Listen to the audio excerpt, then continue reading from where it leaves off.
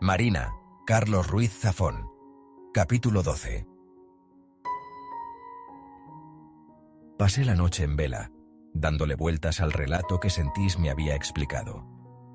Releí la noticia de su muerte una y otra vez, esperando encontrar en ella alguna clave secreta entre los puntos y las comas. El anciano me había ocultado que él era el socio de Kolbenig en la Velo Granel.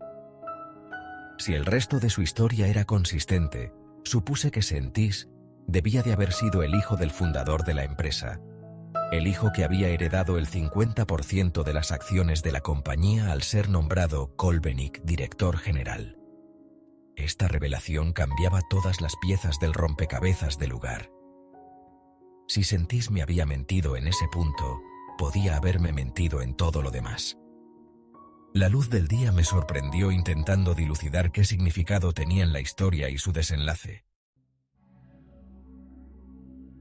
Ese mismo martes me escabullí durante la pausa del mediodía para encontrarme con Marina. Ella, que parecía haberme leído el pensamiento una vez más, esperaba en el jardín con una copia del diario del día anterior en las manos. Una simple mirada me bastó para saber que ya había leído la noticia de la muerte de Sentís. Ese hombre te mintió, y ahora está muerto. Marina echó un vistazo hacia la casa, como si temiese que Germán pudiese oírnos. Mejor será que vayamos a dar una vuelta, propuso. Acepté, aunque tenía que volver a clase en menos de media hora. Nuestros pasos nos dirigieron hacia el Parque de Santa Amelia, en la frontera con el barrio de Pedralbes. Una mansión restaurada recientemente como centro cívico se alzaba en el corazón del parque. Uno de los antiguos salones albergaba ahora una cafetería. Nos sentamos a una mesa junto a un amplio ventanal. Marina leyó en voz alta la noticia que yo casi era capaz de recitar de memoria. No dice en ningún sitio que haya sido un asesinato, aventuró Marina, con poca convicción. Ni falta que hace. Un hombre que ha vivido recluido durante 20 años aparece muerto en las alcantarillas, donde alguien se ha entretenido en quitarle las 2 manos, de propina, antes de abandonar el cuerpo. De acuerdo, es un asesinato. Es más que un asesinato, dije, con los nervios de punta. ¿Qué hacía Sentís en un túnel abandonado de las alcantarillas en mitad de la noche? Un camarero que secaba vasos aburrido tras la barra nos escuchaba. Baja la voz, susurró Marina. Asentí y traté de calmarme. Tal vez deberíamos ir a la policía y explicar lo que sabemos, apuntó Marina. Pero no sabemos nada, objeté. Sabemos algo más que ellos, probablemente. Hace una semana una misteriosa mujer te hace llegar una tarjeta con la dirección de Sentís y el símbolo de la mariposa negra. Tú visitas a Sentís, quien dice no saber nada del asunto, pero te explica una extraña historia sobre Mijaíl Kolbenig y la empresa Velo Granel, envuelta en turbios asuntos 40 años atrás. Por algún motivo, olvida decirte que él formó parte de esa historia, que de hecho, él era el hijo del socio fundador, el hombre para quien ese tal Kolbenig creó 2 manos artificiales tras un accidente en la factoría. 7 días más tarde, Sentís aparece muerto en las cloacas, sin las manos ortopédicas, añadí, recordando que Sentís se había mostrado reticente a estrecharme la mano al recibirme. Al pensar en su mano rígida, sentí un escalofrío.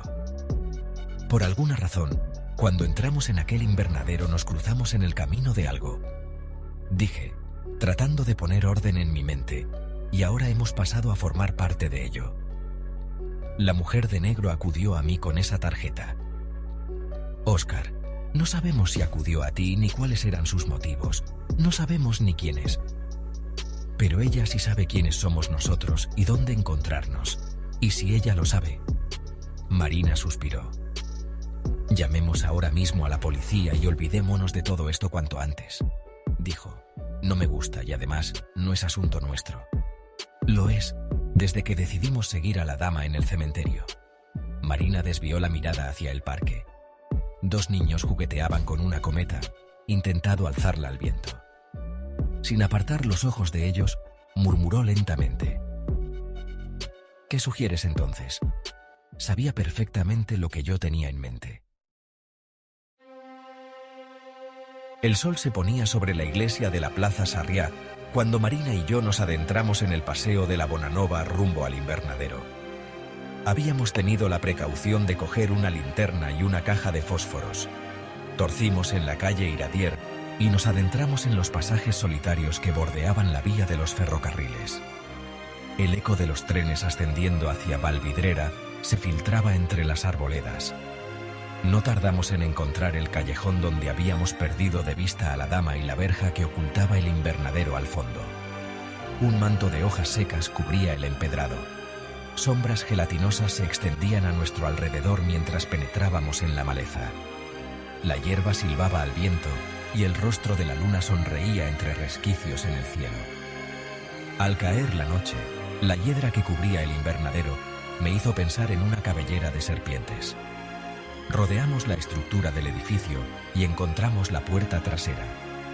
La lumbre de un fósforo reveló el símbolo de Kolbenik y la velo granel, empañado por el musgo. Tragué saliva y miré a Marina. Su rostro exhalaba un brillo cadavérico. «Ha sido idea tuya volver aquí», dijo.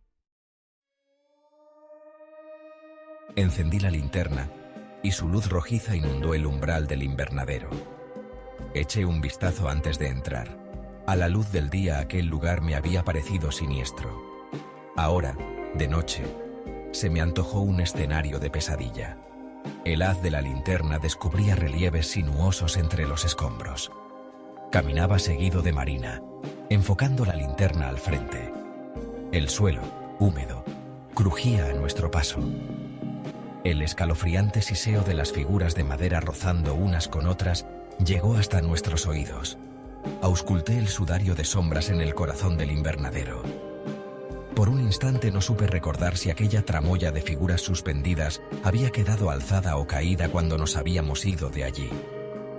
Miré a Marina y vi que ella estaba pensando lo mismo.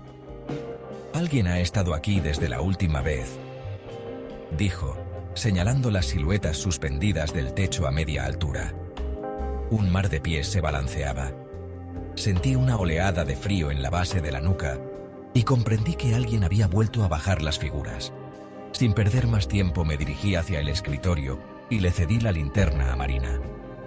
«¿Qué estamos buscando?», murmuró ella. Señalé el álbum de viejas fotografías sobre la mesa. Lo cogí y lo introduje en la bolsa que llevaba a la espalda. «Ese álbum no es nuestro, Oscar. No sé si...». Ignoré sus protestas y me arrodillé para inspeccionar los cajones del escritorio.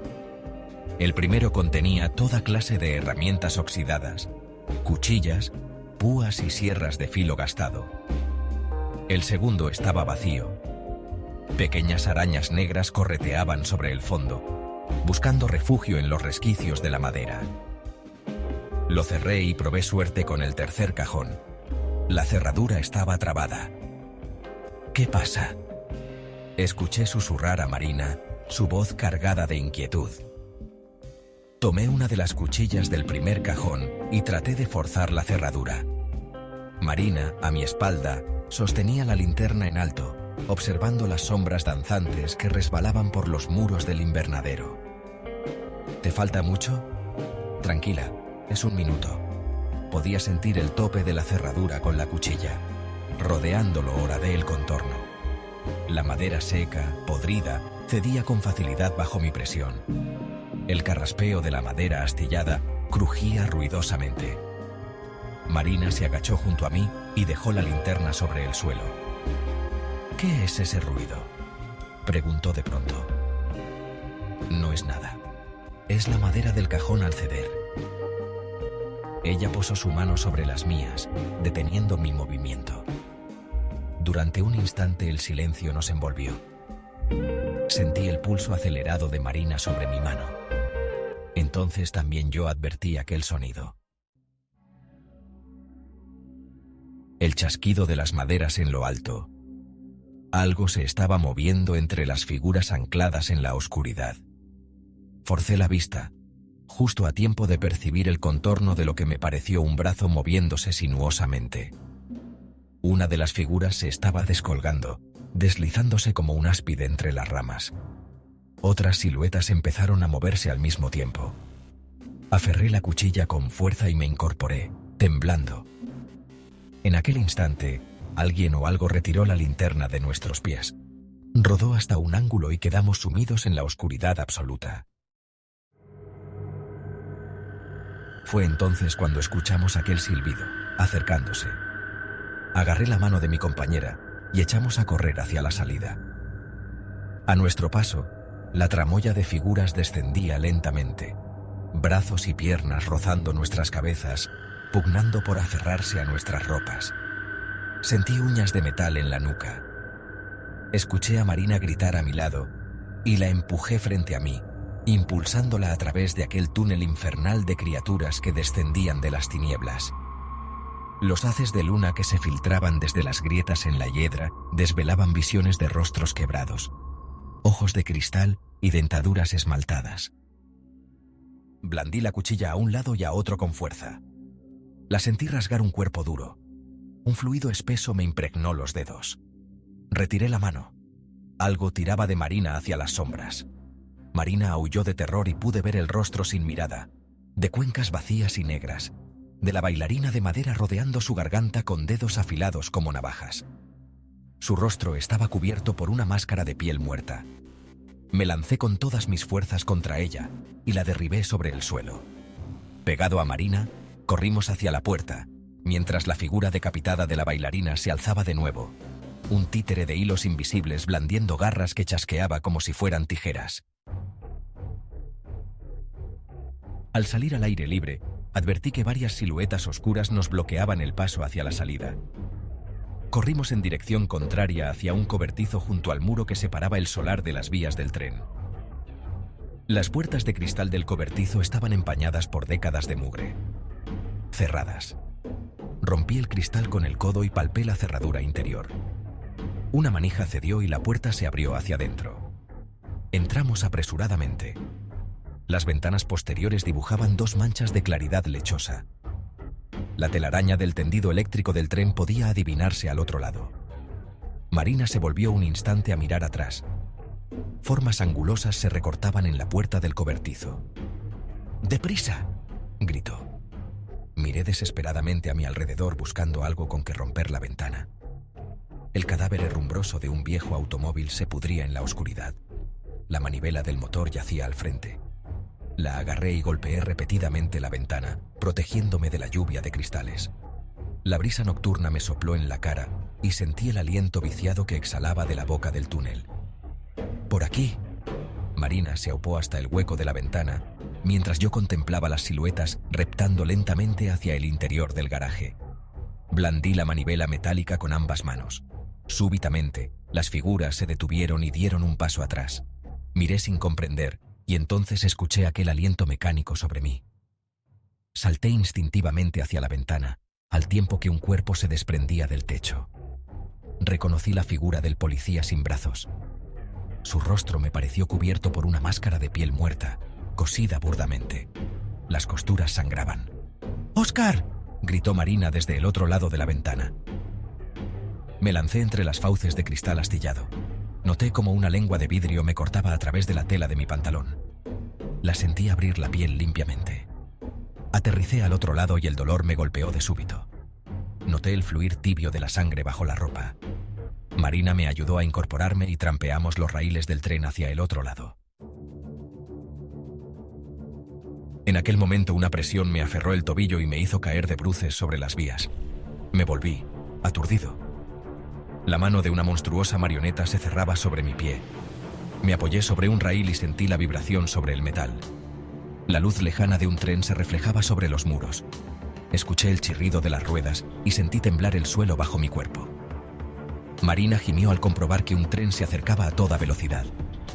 Se arrodilló a mis pies y forcejeó con los dedos de madera que me apresaban. Las luces del tren la golpearon. Escuché el silbido, aullando. El muñeco yacía inerte, aguantaba su presa, inquebrantable. Marina luchaba con ambas manos por liberarme. Uno de los dedos cedió. Marina suspiró. Medio segundo más tarde, el cuerpo de aquel ser se incorporó y asió con su otra mano a Marina del brazo. Con la manivela que aún sostenía, golpeé con todas mis fuerzas el rostro de aquella figura inerte hasta quebrar la estructura del cráneo. Comprobé con horror que lo que había tomado por madera era hueso. Había vida en aquella criatura. El rugido del tren se hizo ensordecedor, ahogando nuestros gritos. Las piedras entre las vías temblaban. El haz de luz del ferrocarril nos envolvió con su halo. Cerré los ojos y seguí golpeando con toda el alma a aquel siniestro títere hasta sentir que la cabeza se desencajaba del cuerpo. Solo entonces sus garras nos liberaron. Rodamos sobre las piedras, cegados por la luz. Toneladas de acero cruzaron a escasos centímetros de nuestros cuerpos, arrancando una lluvia de chispas. Los fragmentos despedazados del engendro salieron despedidos, humeando como las brasas que saltan en una hoguera. Cuando el tren hubo pasado, abrimos los ojos. Me volví hacia Marina y asentí, dándole a entender que estaba bien. Nos incorporamos lentamente. Entonces sentí la punzada de dolor en la pierna. Marina colocó mi brazo sobre sus hombros y así pude alcanzar el otro lado de las vías. Una vez allí, nos giramos a mirar atrás. Algo se movía entre los raíles, brillando bajo la luna. Era una mano de madera, segada por las ruedas del tren. La mano se agitaba en espasmos más y más espaciados, hasta que se detuvo por completo. Sin mediar palabra, ascendimos entre los arbustos hacia un callejón que conducía a la calle Angli. Las campanas de la iglesia sonaban a lo lejos. Afortunadamente, Germán dormitaba en su estudio cuando llegamos. Marina me guió sigilosamente hasta uno de los baños para limpiarme la herida de la pierna a la luz de las velas. Las paredes y el suelo estaban cubiertos de baldosas esmaltadas que reflejaban la llama. Una monumental bañera apoyada sobre 4 patas de hierro se alzaba en el centro. «Quítate los pantalones», dijo Marina de espaldas a mí, buscando en el botiquín. «¿Qué?» «Ya me has oído». Hice lo que me ordenaba y extendí la pierna sobre el borde de la bañera. El corte era más profundo de lo que había pensado y el contorno había adquirido un tono purpúreo. Me entraron náuseas. Marina se arrodilló junto a mí y lo examinó cuidadosamente. «¿Te duele?» «Solo cuando lo miro».